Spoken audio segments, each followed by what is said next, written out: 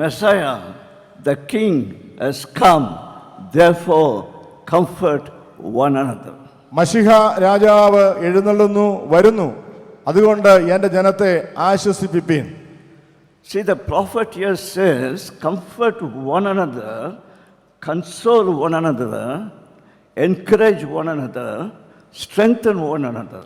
പ്രവാചകൻ പറയുകയാണ്, മശിഹ രാജാവ് എഴുന്നള്ളുന്നു, അതിനാൽ നിങ്ങൾ അന്യോന്യം പ്രോത്സാഹിപ്പിക്കുവീൻ, നിങ്ങൾ അന്യോന്യം ആശ്വസിപ്പിക്കുവീൻ, നിങ്ങൾ അന്യോന്യം കരുതുവീൻ.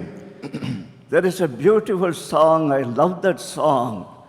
The title of the song is Bridge Over Troubled Water. Bridge over troubled waters എന്ന് പറയുന്ന മനോഹരമായ ഒരു ഗീതം എൻ്റെ മനസ്സിൽ വരുന്നു. The song was composed by two Jewish men. രണ്ട് യഹൂദ മതവിശ്വാസികൾ രൂപപ്പെടുത്തിയ ഗീതമാണ് ഈ ബ്രിഡ്ജ് ഓവർ ട്രബിൾഡ് വാട്ടേഴ്സ്, അല്ലെങ്കിൽ കലങ്ങി മറിഞ്ഞ വെള്ളത്തിൻ മുകളിലുള്ള പാലം എന്ന് അർത്ഥമുള്ള പാട്ട്.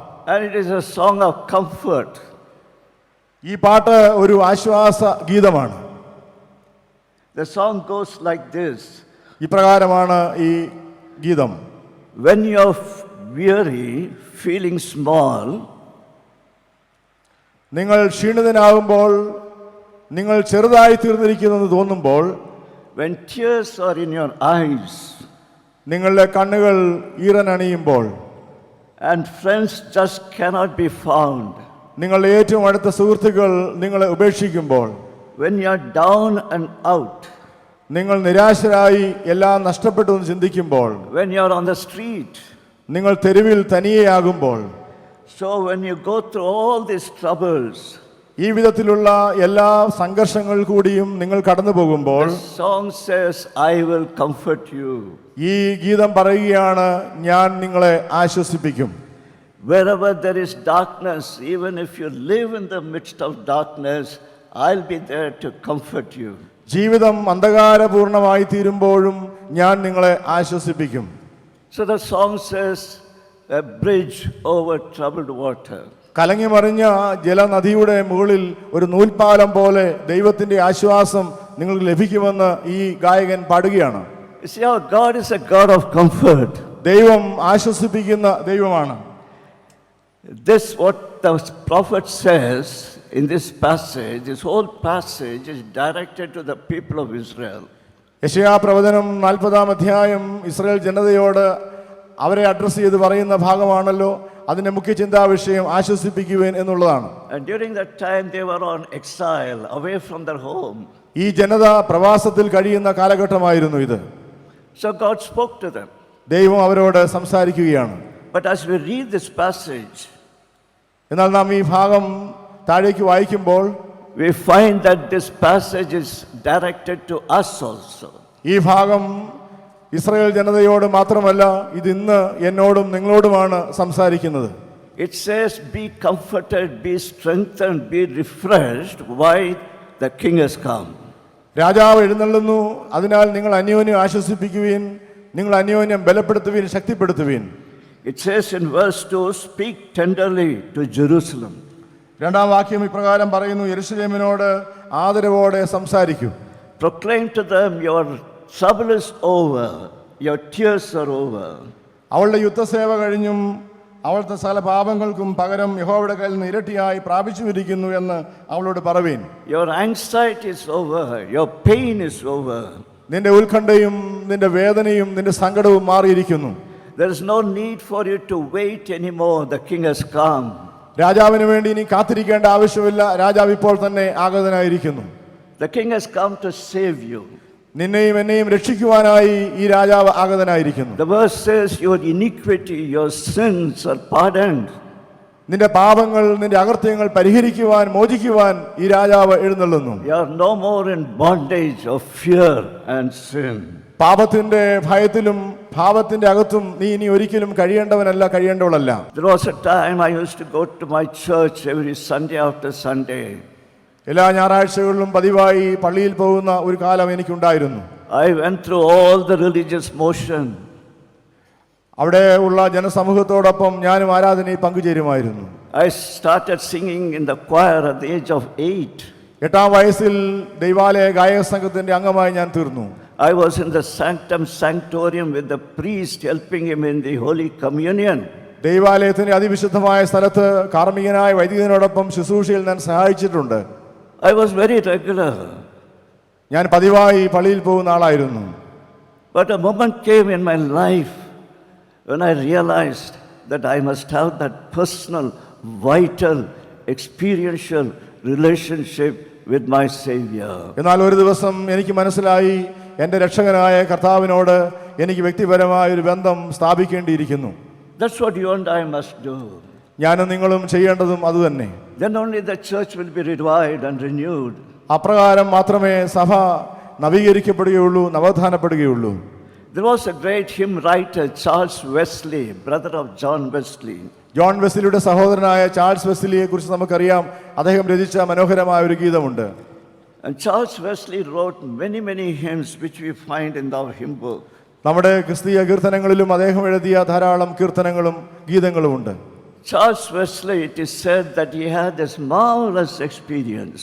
അദ്ദേഹം പറയുന്നു, എനിക്ക് കർത്താവായ യേശു ക്രിസ്തുവുമായി ആളത്തപരമായ ഒരു അനുഭവം ഉണ്ടായിട്ടുണ്ട്. A moment came in his life, he realized that I must have that personal experience with my Lord. കർത്താവുമായി വ്യക്തിപരമായ ഒരു ബന്ധം സ്ഥാപിക്കണമെന്നുള്ള ഉൾവിളി എനിക്ക് ഉണ്ടായി. And in that moment he wrote a hymn, very popular hymn. ആ സമയത്ത് അദ്ദേഹം എഴുതിയ വളരെ മനോഹരവും പ്രസിദ്ധവുമായ ഒരു ഗീതമുണ്ട്. It refers to the amazing love of Jesus. ദൈവത്തിന്റെ അതിശയകരമായ സ്നേഹത്തെക്കുറിച്ച്, കർത്താവിന്റെ അതിശയകരമായ സ്നേഹത്തെക്കുറിച്ചാണ് ആ ഗീതം പറയുന്നത്. He says, how can it be that Jesus coming down to this earth to die for me, and now I am liberated. കർത്താവായ യേശു ക്രിസ്തു ഈ ഭൂമിയിലേക്ക് എനിക്ക് വേണ്ടിയാണ് ഈ ഭൂമിയിലേക്ക് വന്ന് താണിറങ്ങി വന്നതെന്ന് ഞാൻ മനസ്സിലാക്കുന്നു. In one of his hymns he says, my chains have fallen off. Now I am free. എന്റെ പാപത്തിന്റെ ചങ്ങലകൾ അവൻ തകർത്തെറിഞ്ഞു, അങ്ങനെ ഞാൻ സ്വതന്ത്രനായി തീർന്നു. He says, I will rise up and follow him. ഞാൻ ചാടി എഴുന്നേറ്റ് ഈ കർത്താവിനെ അനുഗമിക്കുവാൻ ഞാൻ തീരുമാനിച്ചു. This must be our experience. ഇത് നമ്മുടെയും ജീവിത അനുഭവമായി മാറണം. You know, over the years, millions of people from every walk of life, all over the world, in every ethnic group, many have this experience. ജീവിതത്തിന്റെ നാനാ തുറകളിലുള്ള ലക്ഷക്കണക്കിന് ആളുകൾ, വ്യത്യസ്ത വംശങ്ങളുള്ളവർ ഇപ്രകാരമുള്ള അനുഭവത്താൽ ക്രിസ്തുവിനെ അനുഗമിച്ചു എന്നുള്ളത് ചരിത്രമാണ്. I am reminded of a great football player of Brazil. ബ്രസീലിലുള്ള വളരെ പ്രസിദ്ധനായ ഒരു ഫുട്ബോൾ പ്ലെയറെ കുറിച്ച് ഞാൻ കേട്ടിട്ടുണ്ട്. His name is Ricardo Kaká. അദ്ദേഹത്തിന്റെ പേര് റിക്കാർഡോ കാക്ക എന്നായിരുന്നു. A moment came in his life when he had this experience. He said, my chains have fell off. ഈ പ്രസിദ്ധനായ ഫുട്ബോൾ പ്ലെയർ പറയുകയാണ്, എൻ്റെ ജീവിതത്തിലും കർത്താവായ യേശു ക്രിസ്തു ഇടപെട്ടപ്പോൾ എൻ്റെ പാപത്തിന്റെ ചങ്ങല തകർത്തെറിയപ്പെട്ടു. I am liberated him. ഞാൻ എൻ്റെ പാപത്തെക്കുറിച്ച് അനുതപിച്ചു. I will follow him. ഞാൻ അവനെ പിന്തുടരുവാൻ തീരുമാനിച്ചു. And it's a marvelous testimony. അതൊരു വളരെ ശക്തിവത്തായ മനുഷ്യരെ ആകർഷിക്കുന്ന ഒരു അനുഭവ സാക്ഷ്യമായി ഇന്ന് നിലനിൽക്കുന്നു. Some of you might have heard of famous actress, very popular in Tamil Nadu and Andhra, Sujata. പ്രസിദ്ധയായ ഒരു സിനിമാ നടിയെക്കുറിച്ച് നിങ്ങൾക്കറിയാമായിരിക്കാം. സുജാത എന്നാണ് അവരുടെ പേർ. Sujata belonged to the state. അവർ കേരള സ്വദേശിയാണ്. She had that experience. അവർക്കും ഇപ്രകാരം യേശു ക്രിസ്തുവുമായി ആളത്തപരമായ ഒരു അനുഭവം ഉണ്ടായി. The moment came in her life, my chains have gone. അവളുടെ ജീവിതത്തിലെ പാപത്തിന്റെ ചങ്ങലകളെ കർത്താവായ യേശു ക്രിസ്തുവുമായുള്ള ആത്മബന്ധത്തിൽ കൂടെ തകർത്തെറിയപ്പെട്ടു. My heart is set free. എന്റെ ഹൃദയം എല്ലാ ബന്ധനങ്ങൾക്കും വിമുക്തി നേടി. When Sujata was baptized, she and her husband invited me to join them in the baptismal service in Chennai. സുജാതയുടെ സ്നാപന ശുശ്രൂഷയിൽ എന്നെയും അതിൽ പങ്കുചേരുവാനായി അവരുടെ ഭർത്താവ് ക്ഷണിച്ചിരുന്നു. She is no more now. She died about 5 or 6 years ago. ഇപ്പോൾ അവർ ജീവനോടെ ഇല്ല. അവർ കഴിഞ്ഞ 5-6 വർഷങ്ങൾ മുമ്പ് ഈ ലോകവാസം വെടിഞ്ഞു. A very lovely person, വളരെ സ്നേഹനിധിയായ ഒരു സ്ത്രീ. I can quote number of instances of different people. They experienced this. My chains have gone. ഇപ്രകാരം പാപത്തിന്റെ ചങ്ങല അടിഞ്ഞു പോയ, തകർക്കപ്പെട്ടതായ ധാരാളം ആളുകളുടെ ജീവിതം നിങ്ങളുടെ മുൻപിൽ വരച്ചു കാട്ടുവാൻ എനിക്കുണ്ട്. And this should be our experience. ഇതായിരിക്കണം എന്റെയും നിങ്ങളുടെയും ജീവിതാനുഭവം. This should be our prayer. നമ്മുടെ പ്രാർത്ഥനയും ഇതായിരിക്കണം. The Marthoma Church missionaries, that's what they are doing. Mar Thoma സഭയുടെ മിഷണറിമാരും ഇതിനു വേണ്ടിയാണ് പരിശ്രമിക്കുന്നത്. They are planting churches. സഭകൾ സ്ഥാപിക്കുന്നത് ഇതിനു വേണ്ടിയാണ്. They are preaching the word. കർത്താവിന്റെ സുവിശേഷം ലോകമെങ്ങും എല്ലായിടത്തും പ്രസംഗിക്കുന്നത് ഇതിനു വേണ്ടിയാണ്. Conversion takes place. രൂപാന്തരവും മാനസാന്തരവും അതുമൂലം ഉണ്ടാകുന്നു. But we should not just leave it to them alone. നാം ഇതെല്ലാം അവരെ ഫലമേൽപ്പിച്ചിട്ട് നാം അകന്നു കഴിയേണ്ടവരല്ല.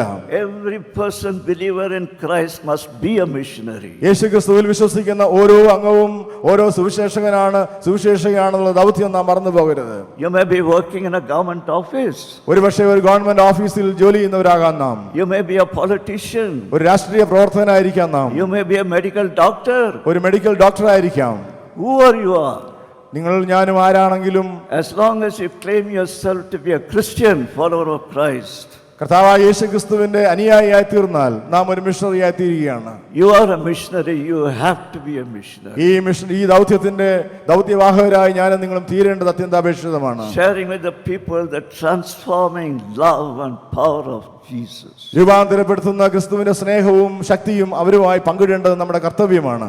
Secondly, you look at Isaiah chapter 40 verses 3 and 4.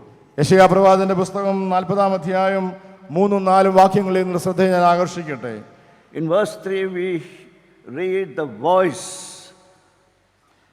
3-ാം വാക്യത്തിൽ കാണുന്നു, കേട്ടോ ഒരുത്തൻ വിളിച്ചു പറയുന്നത്. The voice of one crying in the wilderness. മരുഭൂമിയിൽ വഴി ഒരുക്കുവീൻ എന്ന് വിളിച്ചു പറയുന്ന ശബ്ദം. In all the 4 gospels you find reference to this voice. ഈ വാക്യത്തിന് തുല്യമായ വാക്യം പുതിയ നിയമത്തിലെ 4 സുവിശേഷങ്ങളിൽ നാം വായിക്കുന്നു. The voice prophesied as John the Baptizer. ഈ ശബ്ദം യോഹന്നാൻ സ്നാപകന്റെ ശബ്ദമായി പുതിയ നിയമത്തിൽ രേഖപ്പെടുത്തിയിട്ടുണ്ട്. It says, prepare the way. കർത്താവിന് വഴിയൊരുക്കുവീൻ എന്നാണ് ആ ശബ്ദം. The king has come. രാജാവ് വരുന്നു. Comfort one another. അന്യോന്യം ആശ്വസിപ്പിക്കുവിൻ. The king has come. രാജാവ് വരുന്നു. Prepare the way for him. അവന്റെ പാത ഒരുക്കുവീൻ, നിരപ്പാക്കുവീൻ. You see, those days there was a custom. ആ കാലഘട്ടത്തിൽ ഒരു പ്രത്യേക രീതി അവർ നടപ്പിലാക്കിയിരുന്നു. When a king goes into a new place, രാജാവ് ഒരു പുതിയ സ്ഥലത്തേക്ക് യാത്ര തിരിക്കുമ്പോൾ he sends a team to go ahead and see how the paths are there. അതിനു മുൻപായി അദ്ദേഹം ഒരു കൂട്ടം ആളുകളെ അയക്കും, താൻ യാത്ര ചെയ്യേണ്ട സഞ്ചാരപഥം എങ്ങനെയുണ്ടെന്ന് അറിയുവാൻ വേണ്ടി. And the job is to see that the path is smooth, easy to travel. താൻ രാജാവ് യാത്ര ചെയ്യേണ്ട സഞ്ചാരപഥം ഏറ്റവും സുസജ്ജമാണെങ്കിൽ, ഏറ്റവും ഭംഗിയായി കിടക്കുകയാണെങ്കിൽ അവരത് റിപ്പോർട്ട് ചെയ്യും. So that the king won't have any problem when he travels. രാജാവ് തന്റെ യാത്രയിൽ യാതൊരു ഭംഗവും നേരിടുവാൻ പാടില്ല. And what does it say here? It says here, every valley should be raised up. ഈ ഭാഗം നമ്മോട് പറയുകയാണ്, എല്ലാ താഴ്വരയും നികന്നും. You see, this is symbolic. ഇത് വളരെയേറെ സാദൃശ്യപരമായി രേഖപ്പെടുത്തിയതാണ്. There are people in our community who are humiliated, നമ്മുടെ സമൂഹത്തിൽ പല വിധത്തിൽ നിന്ദിതരായിത്തീരുന്ന ആളുകളുണ്ട്. who are trampled down. We know that. അടിച്ചമർത്തപ്പെട്ട ആളുകൾ നമ്മുടെ സമൂഹത്തിലുണ്ട്. They are oppressed. ജീവിതത്തിൽ മറ്റുള്ളവരാൽ ആക്രമിക്കപ്പെട്ട്, മറ്റുള്ളവരാൽ നിന്ദിക്കപ്പെട്ട്, ഉപേക്ഷിക്കപ്പെട്ട ആളുകളുണ്ട്. They consider themselves worthless. There are millions of people. തങ്ങൾക്ക് വിലയില്ല എന്ന് ചിന്തിക്കുന്ന ആളുകൾ നമ്മുടെ സമൂഹത്തിലുണ്ട്. So here the word comes and says the valley should be raised up. ഈ വാക്യം നമ്മോട് പറയുകയാണ്, എല്ലാ താഴ്വരയും നികന്നു വരണം. The king has come. He came for that very purpose. രാജാവ് വരുന്നത് ഈ ഉദ്ദേശത്തോടു കൂടെയാണ്. Again, when we look at the king, Jesus himself, കർത്താവ് യേശുക്രിസ്തുവിൽ കൂടെയും നാം കാണുന്നത് ഈ വലിയ ശുശ്രൂഷ തന്നെയാണ്. he preached the word. ദൈവത്തിന്റെ മാറ്റമില്ലാതെ വചനം താൻ പ്രസംഗിക്കുന്നു. He preached about the kingdom of God. ദൈവരാജ്യത്തിന്റെ സുവിശേഷം കർത്താവ് പ്രസംഗിച്ചു. But he did not stop there. അവിടെ കൊണ്ട് തന്റെ ദൗത്യം അവസാനിപ്പിക്കുന്നില്ല. He saw that the valleys are raised up. താൻ തന്റെ മുൻപിൽ ഇപ്രകാരം താഴ്വരയ്ക്ക് സമാനമായ ജീവിതങ്ങളെ പുനരുദ്ധരിക്കുവാനായി കർത്താവ് തന്റെ ജീവിതം മാറ്റിവെക്കുകയാണ്. The poor and the marginalized are given new life, a new hope. സമൂഹത്തിലെ തള്ളപ്പെട്ടവരും ദരിദ്രരുമായ ആളുകൾക്ക് വേണ്ടി പുതിയ മാർഗം കർത്താവ് ആവിഷ്കരിക്കുകയാണ്. The other day I read a testimony about a person, a lady about 40 years. 40 വയസ്സുള്ള ഒരു സ്ത്രീയുടെ ജീവിത സാക്ഷ്യം ഞാൻ ഇന്നലെ വായിക്കുകയുണ്ടായി. It said, for many years I was oppressed. ആ സ്ത്രീ പറയുകയാണ്, കഴിഞ്ഞ ദീർഘവർഷങ്ങളായി ഞാൻ ബന്ധനത്തിലായിരുന്നു, തടവറയിലായിരുന്നു. For many years I was sexually abused. ശാരീരികമായി ഞാൻ പീഡിപ്പിക്കപ്പെടുകയായിരുന്നു. I was very angry. തന്മൂലം ഞാൻ കോപിഷ്ഠയായി തീർന്നു. So what happened? I became very destructive, trying to destroy myself. ഞാൻ ഉപദ്രവകാരിയായി മാറി, എന്നെ തന്നെ ഉപദ്രവിക്കുവാൻ തുടങ്ങി. And I was trying to destroy others also. മറ്റുള്ളവരെയും ഉപദ്രവിക്കുന്നത് എനിക്കൊരു ഹരമായി തീർന്നു. I was so depressed, dejected. ഞാൻ വിഷാദത്തിലായി, ഞാൻ തള്ളപ്പെട്ടവളെന്ന ചിന്തയിൽ ഞാൻ കഴിഞ്ഞുകൂടി. But in that horrible, terrible situation, അപ്രകാരമുള്ള ഈ വേദനാജനകമായ അനുഭവത്തിൽ I cried unto God. ഞാൻ ദൈവത്തോട് ആർദ്രതയോടെ നിലവിളിച്ചു. And amazingly he responded. അത്ഭുതകരമായി ദൈവം എന്നോട് ഇടപെട്ടു. He responded with compassion. ആർദ്രതയോടെ, മനസ്സലിവോടെ ദൈവം എന്നോട് ഇടപെട്ടു. He responded with mercy. കരുണയോടെ, കനിവോടെ അവൻ എന്നോട് ഇടപെട്ടു. And he lifted me up. എന്നെ ഞാൻ ആയിരുന്ന ഈ തകർന്ന അവസ്ഥയിൽ നിന്ന് അവൻ കരം നൽകി ഉയർത്തി. Now I have a new life in him. എന്ന് എനിക്ക് കർത്താവിൽ ഒരു പുതിയ ജീവിതമുണ്ട്. Even as we look around in our own situation, നമ്മുടെ ചുറ്റുപാടുകളിലേക്ക് നാം കണ്ണോടിക്കുമ്പോൾ, this should be the responsibility of you and me. എന്റെയും നിങ്ങളുടെയും ദൈവം നിക്ഷിപ്തമായിരിക്കുന്ന കർത്തവ്യം ഇപ്രകാരമുള്ള ശുശ്രൂഷയാണ്. In our own limited situation, നമ്മുടെ പരിമിതമായ സാഹചര്യങ്ങളിൽ Lord, help me to raise these valleys. ദൈവമേ, താഴ്വരയ്ക്ക് സമാനമായ ജീവിതങ്ങളെ കരം നൽകി ഉയർത്തുവാൻ തക്കവണ്ണം എന്നെ ശക്തിപ്പെടുത്തണമെന്ന് ഞാൻ നിങ്ങളും പ്രാർത്ഥിക്കണം. So much of agony and pain. എത്രയോ വേദനയും സംഘർഷവും നിറഞ്ഞവരാണ് നമ്മുടെ ചുറ്റുപാടുള്ള ആളുകൾ. You walk on the streets of the Indian cities. ഭാരതത്തിന്റെ പട്ടണങ്ങളുടെ തെരുവിൽ കൂടി നാം യാത്ര ചെയ്താൽ There are so many beggars. ധാരാളം ഭിക്ഷക്കാരെ നമുക്ക് കാണാനായിട്ട് സാധിക്കും. And so many people are walking in hunger. ഭക്ഷണത്തിന് വേണ്ടി വിശന്നു കഴിയുന്ന ആളുകളെ കാണാൻ സാധിക്കും. I cannot meet the needs of all of them because I am limited. എല്ലാവരുടെയും ആവശ്യങ്ങൾ പൂർത്തീകരിക്കാൻ എൻ്റെ പരിമിതിയിൽ എനിക്ക് സാധ്യമല്ല. But in my own limited way. എന്നാൽ എൻ്റെ ഈ ചെറിയ ജീവിതത്തിൽ, എനിക്ക് സാധിക്കും. Help me to be aware of it. ദൈവമേ, ഈ കാര്യത്തെക്കുറിച്ച് ബോധ്യമുള്ളവനായി തീരുവാൻ എന്നെ സഹായിക്കണമേ എന്ന് ഞാൻ നിങ്ങൾ പ്രാർത്ഥിക്കണം. Help me to be sensitive to this. മറ്റുള്ളവരുടെ വേദനയെക്കുറിച്ച്, അവരുടെ സങ്കടങ്ങളെക്കുറിച്ച് എപ്പോഴും ശ്രദ്ധിക്കുവാൻ എന്നെ സാധിക്കണമേ എന്ന് പ്രാർത്ഥിക്കണം. Help me to find ways and means how best I can meet the need of at least one person. കുറഞ്ഞ പക്ഷം ഒരാളെയെങ്കിലും സഹായിക്കാനുള്ള വഴിയും മാർഗവും കണ്ടെത്തുവാൻ എന്നെ സഹായിക്കണമെന്ന് ഞാൻ പ്രാർത്ഥിക്കണം. And then the verse says here, every mountain and hill must be made low. വീണ്ടും ആ വാക്യം നമ്മോട് പറയുകയാണ്, എല്ലാ മലയും കുന്നും താണു വരണം. This is again symbolic. ഇതും വളരെ സാദൃശ്യപരമായി രേഖപ്പെടുത്തിയിരിക്കുകയാണ്. It refers to the proud people in the society, the arrogant people. ധാരാളം ആളുകളെ നമ്മുടെ സമൂഹത്തിൽ കാണാം, നിഗളികളായി, അഹങ്കാരികളായ ആളുകൾ, who think they are superior than others. എല്ലാവരെക്കാളും ഉന്നതരാണ് താങ്കളെന്ന ഭാവത്തിൽ കഴിയുന്ന ആളുകൾ, who don't have any mercy on the poor. യാതൊരു വിധമായ കനിവോ അലിവോ മറ്റുള്ളവരെ കുറിച്ച് ഇല്ലാത്ത ആളുകൾ. And the word says these people must be brought low. ദൈവവചനം പറയുകയാണ്, ഇങ്ങനെയുള്ളവർ താണു വരണം. There are many verses in the Bible. വേദപുസ്തകത്തിൽ ഇതിന് അനുയോജ്യമായ ധാരാളം വാക്യങ്ങളുണ്ട്. It says God resists the proud.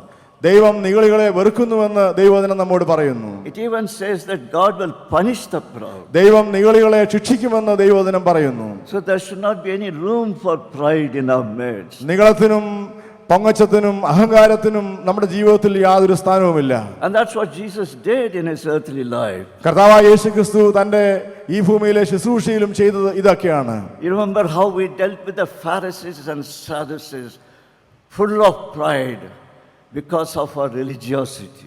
മതാത്മകത മൂലം നിഗളം ബാധിച്ച, അഹങ്കാരം ബാധിച്ച പരീശന്മാരോടും സദൂക്യരോടും കർത്താവ് എത്ര കാർക്കശ്യത്തോടെ ഇടപെട്ടതെന്ന് നമുക്കറിയാം. Wherever the gospel goes, it brings down the proud.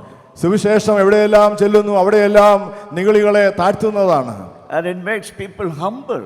മനുഷ്യരെ താഴ്മയുള്ളവരാക്കി വിനയമുള്ളവരാക്കി തീർക്കുന്നതാണ് സുവിശേഷത്തിന്റെ മാസ്മര ശക്തി. Only when you and I are humble, God can make you suffer. ഞാനും നിങ്ങളും താഴ്മയുള്ളവരായി തീരുമ്പോൾ, വിനീതരായി തീരുമ്പോൾ ദൈവത്തിന് നമ്മെ ഉയർത്തുവാൻ സാധിക്കും.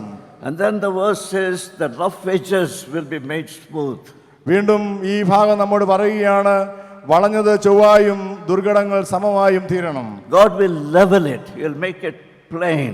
ദൈവം എല്ലാം സമമാക്കി തീർക്കും.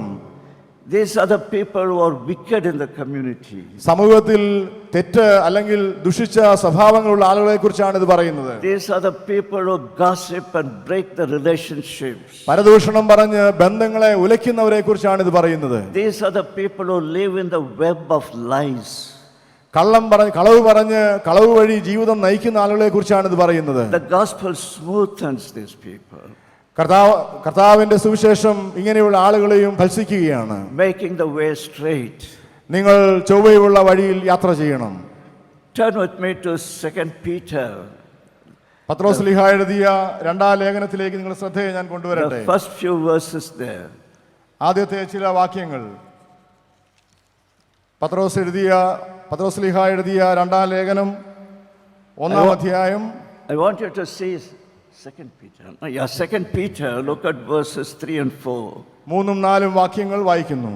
തൻ്റെ മഹത്വത്താലും വീര്യത്താലും നമ്മെ വിളിച്ചവൻ്റെ പരിജ്ഞാനത്താൽ അവൻ്റെ ദിവ്യ ശക്തി ജീവനും ഭക്തിക്കും വേണ്ടിയതൊക്കെയും നമുക്ക് ദാനം ചെയ്തിരിക്കുന്നുവല്ലോ. അവയാൽ അവൻ നമുക്ക് വിലയേറിയതും അതിമഹത്വമായ വാഗ്ദത്തങ്ങളും നൽകിയിരിക്കുന്നു. ഇവയാൽ നിങ്ങൾ ലോകത്തിൻ മോഹത്താലുള്ള നാശം വിട്ടൊഴിഞ്ഞിട്ട് ദിവ്യ സ്വഭാവത്തിന് കൂട്ടാളികളായി തീരുവാൻ ഇടവരുന്നു. Every valley to be raised up. എല്ലാ താഴ്വരയും നികന്നു വരും. Every mountain hill must be made low. എല്ലാ മലയും കുന്നും താഴ്ന്നു വരും. All grounds must be leveled and made plain. വളഞ്ഞതെല്ലാം നേരെയും ചൊവ്വയുമായി തീരും. Why? Because you and I will become partakers of the divine nature. ദൈവ സ്വഭാവത്തിന്റെ പങ്കാളികളാണ് ഞാനും നിങ്ങളും. തന്മൂലം ഇപ്രകാരമുള്ള ശുശ്രൂഷയിൽ നമുക്ക് പങ്കുചേരാം. And this is what the Holy Spirit does. ദൈവത്തിന്റെ പരിശുദ്ധാത്മാവ് ഈ കർമ്മങ്ങളാണ് ഭൂമിയിൽ നിർവഹിച്ചുകൊണ്ടിരിക്കുന്നത്. Whenever I try to be proud, it brings me down. എവിടെയെല്ലാം ഞാൻ നിഗളിച്ചിട്ടുണ്ടോ അവിടെയെല്ലാം പരിശുദ്ധാത്മാവ് എന്നെ താഴ്ത്തിയിട്ടുണ്ട്. Whenever I sit and cry because of depression, He lifts me up. വിഷാദത്താൽ ഞാൻ എവിടെയെല്ലാം തളർന്ന് കരഞ്ഞിട്ടുണ്ടോ അവിടെയെല്ലാം പരിശുദ്ധാത്മാവ് എന്നെ ഉയർത്തിയിട്ടുണ്ട്. Why does He do all these things? എന്തിനാണ് നാം ഇതെല്ലാം ചെയ്യുന്നത്? So that the mind of Christ will be formed in us. നമ്മുടെ ഉള്ളിൽ ക്രിസ്തു ഭാവം ജനിപ്പിക്കുവാനാണ് ദൈവം നമുക്ക് വേണ്ടി ഇതെല്ലാം ചെയ്യുന്നത്. And if you look at verses 3 and 4 in 2 Peter chapter 1, first he talks about His power. ദൈവത്തിന്റെ ശക്തിയെക്കുറിച്ചാണ് ഈ ഭാഗം നമ്മോട് പറയുന്നത്. He assures us that His power will help us. ദൈവത്തിന്റെ ശക്തി നമ്മെ സഹായിക്കുമെന്ന് ഈ ഭാഗം നമ്മോട് പറയുന്നു. His power may take us through. നമ്മെ മുൻപോട്ട് പോകുവാൻ സഹായിക്കുന്ന ദൈവത്തിന്റെ ശക്തിയാണ്. And when you read Ephesians chapter 3 verses 15 and 16, that's what we find there. എഫേസ്യർക്ക് ലേഖനം 3-ാം അധ്യായം 15-16 വാക്യങ്ങൾ ഇപ്രകാരം വായിക്കുന്നു. It says the inner man, the Holy Spirit gives us the power. Why? So that the inner man in us will be strengthened. എൻ്റെ അകത്തെ മനുഷ്യനെ സംബന്ധിച്ച് ശക്തിയോടെ ബലപ്പെടേണ്ടതിന് തന്നെ. The Holy Spirit gives us power. Some people think when the power comes we must shout and pray and do all kinds of things. ചില ആളുകൾ ഒരുപക്ഷെ ചിന്തിച്ചിരിക്കാം പരിശുദ്ധാത്മാവ് വരുമ്പോൾ ഉച്ചത്തിൽ ആർത്ത് അട്ടഹസിക്കുക, ആർത്ത് ശബ്ദമുണ്ടാക്കുക എന്നുള്ളതാണ് ഒക്കെയാണെന്ന്. But the verse is very clear. The power is given to us so that the inner man, this is where the problem is, the inner man will be strengthened. എന്നാൽ ഈ ഭാഗം നമ്മോട് പറയുകയാണ് പരിശുദ്ധാത്മാവ് നമ്മിൽ വരുമ്പോൾ നമ്മുടെ അകത്തെ മനുഷ്യൻ ദൈവത്തിൽ ബലപ്പെടുകയാണ്. The inner man will be strengthened in Christ. കർത്താവിൽ നമ്മുടെ അകത്തെ മനുഷ്യൻ ശക്തിപ്പെടുകയാണ്. And it goes on to say so that Christ may dwell in you. കാരണം അപ്രകാരം അകത്തെ മനുഷ്യൻ ശക്തിപ്പെടുന്നതിൽ കൂടെ ക്രിസ്തു നമ്മുടെ ഉള്ളിൽ വസിക്കുകയാണ്. You see, that is the purpose of the power of the Holy Spirit. പരിശുദ്ധാത്മാവിന്റെ ശക്തിയുടെ ഉദ്ദേശം അതുതന്നെയാണ്. Christ Himself will dwell in you. ക്രിസ്തു നമ്മുടെ ഉള്ളിൽ വസിക്കണം. ഈ കൺവെൻഷൻ്റെ ഒരു വലിയ പ്രശസ്തി എന്ന് പറയുന്നത് മനുഷ്യർ തമ്മിലുള്ള ബന്ധങ്ങളിൽ, സാമൂഹ്യ പ്രതിബദ്ധതകളിലൊക്കെ മനുഷ്യർ സൂക്ഷിക്കേണ്ട ഉന്നതമായ നിലവാരം എന്താണ് എന്ന് പഠിപ്പിക്കുന്ന ധാരാളം പ്രഘോഷണങ്ങൾ ഇവിടെ നടക്കുന്നു. ബൈബിള് മാത്രമല്ല, എല്ലാ ഹോളി സ്ക്രിപ്ചേഴ്സിനെ സംബന്ധിച്ചുള്ള പരാമർശനങ്ങളും നല്ല ആശയങ്ങൾ സംവേദനം ചെയ്യുന്ന എല്ലാ ക്രമീകരണങ്ങളും ഈ മണപ്പുറത്തുണ്ട്. അതുകൊണ്ട് ഈ കൺവെൻഷൻ എല്ലാ ജാതി മതസ്ഥരെയും ഉൾക്കൊണ്ടുകൊണ്ട് സമൂഹത്തിൻ്റെ, ദേശത്തിൻ്റെ, രാജ്യത്തിൻ്റെ, ലോകത്തിൻ്റെ തന്നെ ജനതയ്ക്ക് എല്ലാ വിധത്തിലും ഉന്നതമായ നിലവാരങ്ങളിലേക്ക് വളരുവാനും ചിന്തിക്കുവാനും ഒക്കെ പ്രചോദനം നൽകുന്ന ഒരു കൺവെൻഷൻ കൂടിവരവാണ് ഇവിടെ നടക്കുന്നത്. ഇത് 123ാമത് കൺവെൻഷനാണ്.